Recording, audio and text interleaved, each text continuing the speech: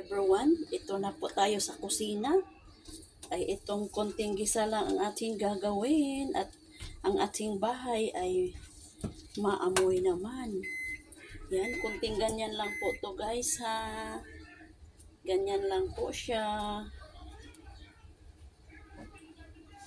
Ganyan lang po ang gagawin natin sa ating gulay. Tapos ang ating kamatis and sibuyas, isama ko lang.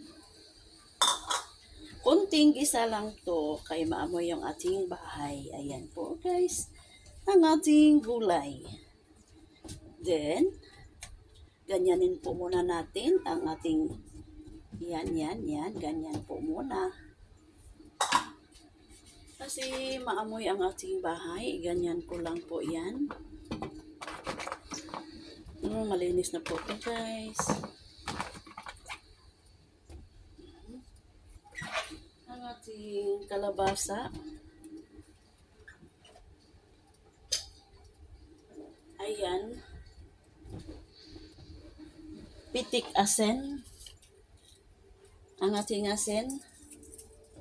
Ayan po guys, ang ating asin. Lagyan natin ang ating panglasa. Kunti lang po ay. Then, mamaya na po ito. Thank you for watching. Have a nice day.